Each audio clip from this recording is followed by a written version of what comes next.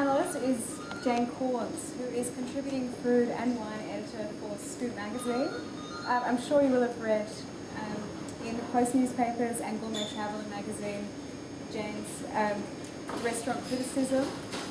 Jane was born in South London and has lived in Western Australia for 28 years now. She's an extremely versatile writer. She's not only a distinguished food and wine writer, but has published in areas as diverse as grief, waitressing, the sex industry, and travel writing. And she's all the same story. That's more interesting. It would be very interesting.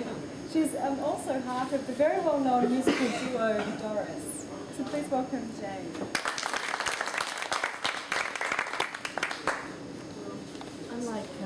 Unlike Gary, I am going to waffle on. And I'd just like to say I'd have come here today just to hear that South London accent, you know, it's great. We were just discussing it, and I come from Clapham, or Clam as we now call it, or South Chelsea, and well, I've been here 25 years. And Gary comes from Brixton. But I'll still talk to him. Okay, my kind of, I mean, I love to drink, but I also love to eat, so my focus, I guess, is small bars in context to Perth's dining out habits. So I thought I might give you a little potted history of Perth for the last 120 years. There wasn't one hell of a lot of dining out happening back when Perth was declared a township in 1829. It was almost people could do to feed themselves, let alone anyone else. But in 1899, the terrace tea rooms opened in Kings Park. 3 decades later, pavlova was invented by Chef Herbert Sash at Perth's Hotel Esplanade. New Zealanders, don't hit me. The Bowen's Cafeteria opened its doors, and Bernie's started selling all-night burgers on Mounts Bay Road. Given that Perth's earliest European settlers, like the gentleman sitting next to me, were British, inevitably it was traditional pommy fare that found its way into our earliest public dining rooms.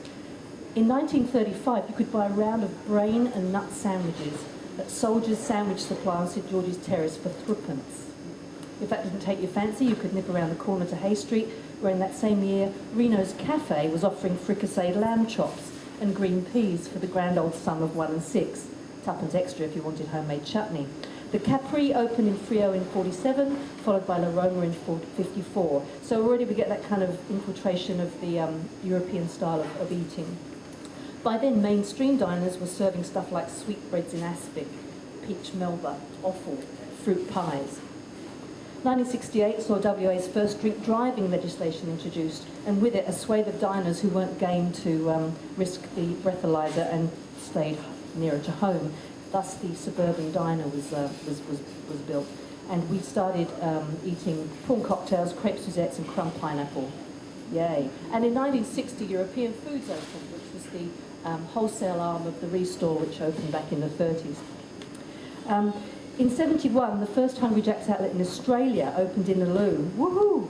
In 1977, Nunzio Giumina introduced pavement dining at Papa Luigi's in South Terrace, heralding the beginning of Frio's that place, you know, Cappuccino Strip. And Bill Thompson started writing the Night Owl section for the Sunday Times. If you ate out, chances are you've ordered filet mignon, trout with almonds and Black Forest gâteau, eaten on burgundy tablecloths with perhaps cheese fondue to follow. The last 20 years have seen big changes to community attitudes on the serving of booze. Back in the 70s, restaurants could get a licence to serve liquor only with meals.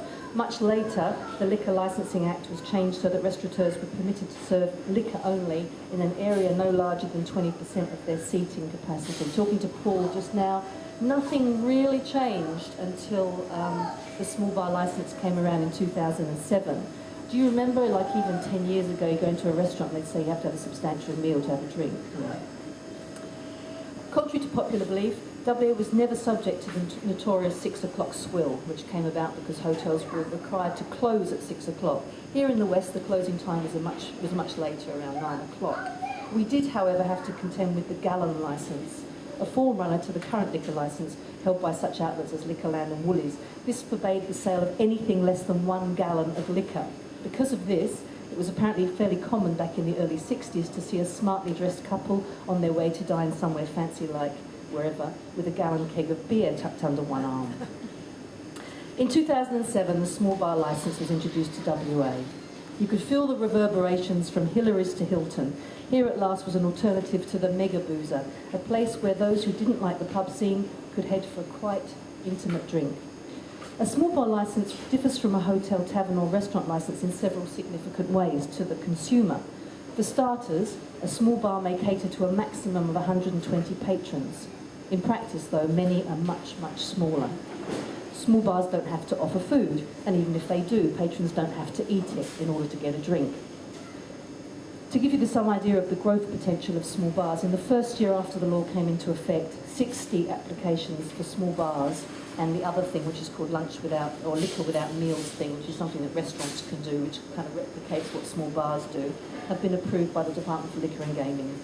What we're seeing now is right now are the fruits of those applicational labours. Small, groovy, focused venues offering interesting booze and sometimes food. And because these places are small, and for the most part owner-operated, one gets a sense that the owners treat the venue very much as their own space, i.e. with more personal attention and with less to dilute their ideas, energy and expertise from the punter. I'm glad I put that bit in since I'm sitting between two small bar owners, which as far as I'm concerned is a very good thing indeed.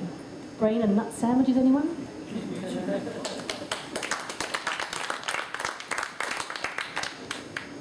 And it's my pleasure to introduce Paul Fowler, our final panellist, who is the president of the Small Bars Association of WA Incorporated and the proprietor of the Stanley, a small bar in Wembley, which was the first small bar to open in the town of Cambridge back in August 2009. So clearly benefited from those laws.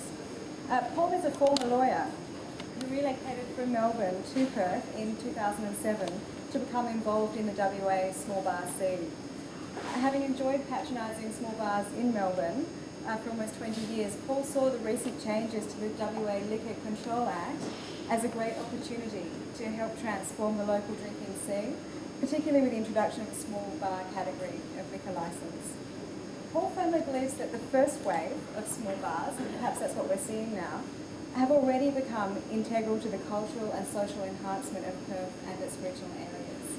So please welcome Paul Fowler. Thanks, Grace. I won't keep you long either.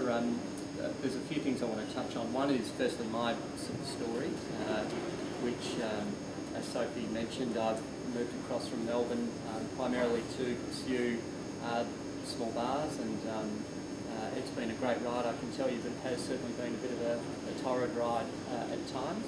I think, like Gary and myself and a lot of the others who got in fairly early, it wasn't an easy ride. My bar's based out in the suburbs in Wembley. It's a high density sort of living out there, and I must admit I wasn't ready for the, pardon my French, the shit fight that came when I applied for my licence. I thought it would be relatively straightforward, and it was a great idea, and therefore I'd be home and hosed. But that wasn't to be, and in fact I had to take the council off to SAT. I got rejected, took them off to SAT, came back, and 15 months later I'm pouring my first beer.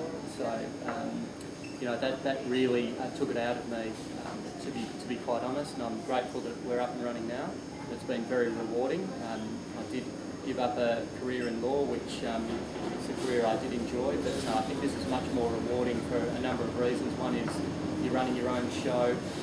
Yes, you've got to wear many hats. You've got to be the HR manager, you've got to be the yardie, you've got to be the person behind the bar, you've got to be the bookkeeper, etc. But it's just such a, you know, fantastic ride. It's really well worth your while. But certainly not for the faint-hearted in terms of the red tape and you know, all the compliance issues and things like that. So you need to be across those, which, you know, the AHA and the like are, and the Small Bar Association help with getting you across the line there.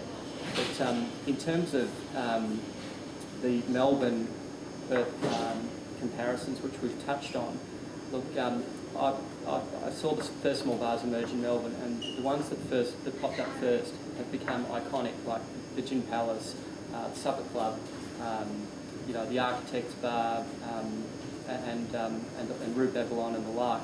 They're still there, and they're still as relevant today as they were then. But as Gary mentioned too, I think it's pointless comparing Perth with Melbourne. We're different in so many ways.